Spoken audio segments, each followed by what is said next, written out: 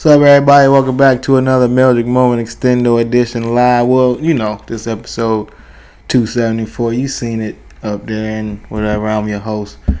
Man, let's just get the show started. The cartel threatening to kill Americans because they mad at Cash Patel or whatever. They named him and they said the government is interfering with their money, and so to feel good about it, they gonna just kill Americans. I wrote down where they at in Los Cabos and San Juan. So stay out of Los Cabos and San Juan if you American. If you already there, leave. Matter of fact, don't even go nowhere with no sands. No San Juan, San Diego, no beaches, nowhere with sand. I saw a video of it said they was rushing this Florida man to the hospital, but they was using a combination to get him out of the house of a forklift and a crane. So I guess they was rushing as far as, you know, the effort they was giving, but I don't know how fast that forklift was gonna get there with that, you know, that 1,100 pound load on the front of it. Bigger question is, if you gotta do that much to get them out of the house, how you gonna get them into the hospital?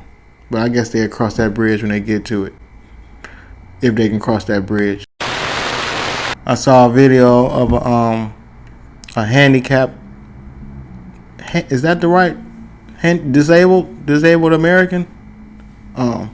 Anyway, he had one of those like underdeveloped arms, where it's just like a little bit of arm and then a little bit of forearm, and then with like some fingers like directly off of that.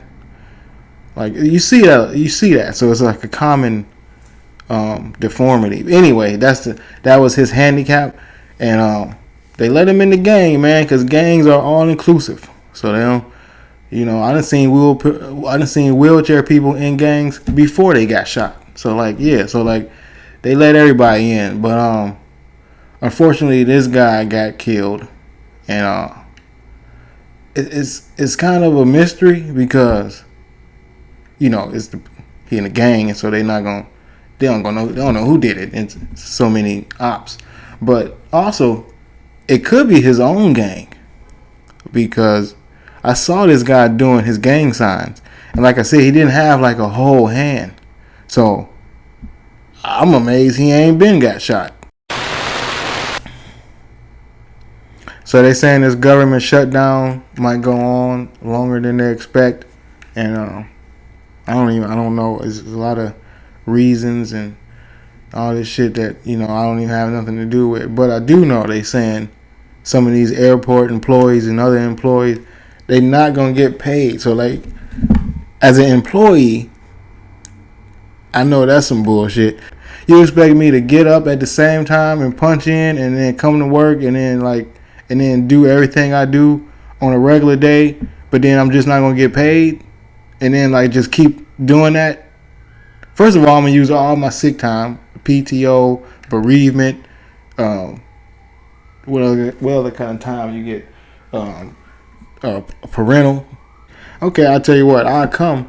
I will show up, and I'll be there, and I'll punch out on time. I won't even try to get no overtime. But I won't be at work.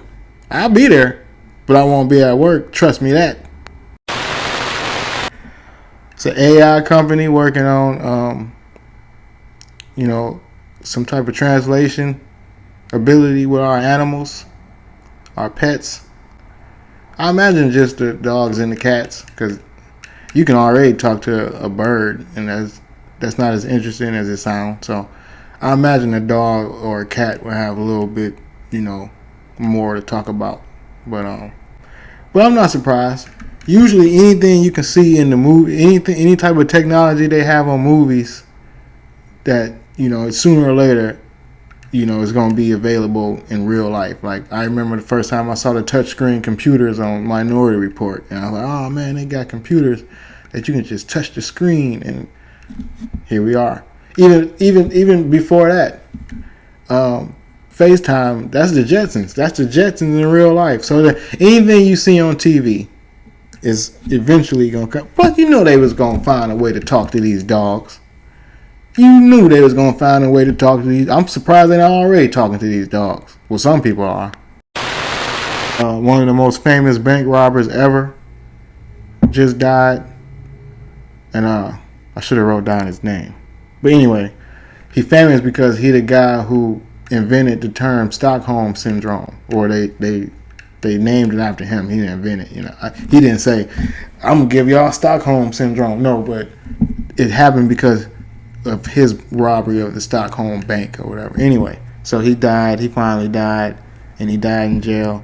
And I imagine he had a nice, pleasant death. He probably was real cool with all of the nurses and doctors, because that's the type of guy he was. He the type of kidnapper that make you fall in love with him. So, of course, he was getting probably extra bathings and extra cups of applesauce and everything. So he went out pretty smooth. Shout out to the Stockholm guy. Like, to be that charming, to get a whole robbery technique named after.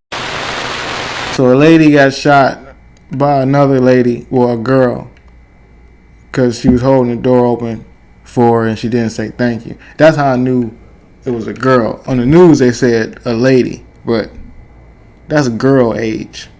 Like the lady was holding the door. The girl shot her because the lady got mad at the girl for not saying thank you, which is some shit I can see the lady doing.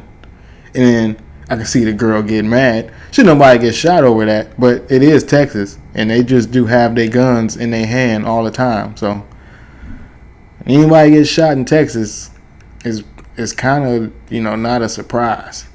Now, somebody got shot over not holding the door in New York, per se, then boom, now you got a story. But, Texas, okay.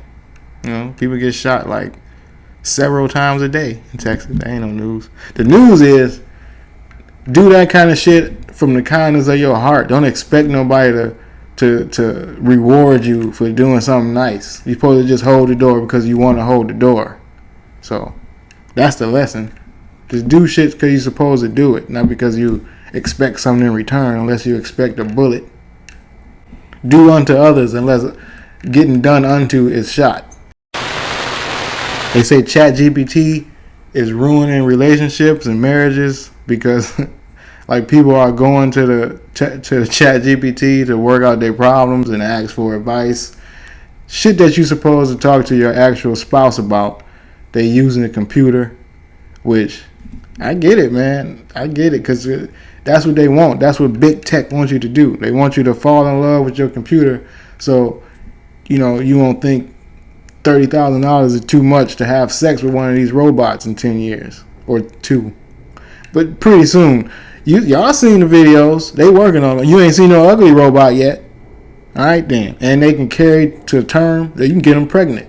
So they trying to get rid of women. So if they want you to argue with them instead of your real life wife, then yeah, they winning. They doing what they supposed to do. So y'all falling for it, idiots. 106-year-old nun for Loyola University of Chicago who had a bobblehead in her honor, which is pretty cool. She died. Of course she died. She was 106. But the cool part is the bobblehead thing. So I thought that was the good news. Most people don't get a bobblehead in their life. It took her 106 years to get one. Do you have a bobblehead? All right, then. Case closed. So that was great. So shout out to being 106 and having your own bobblehead and not even playing a sport.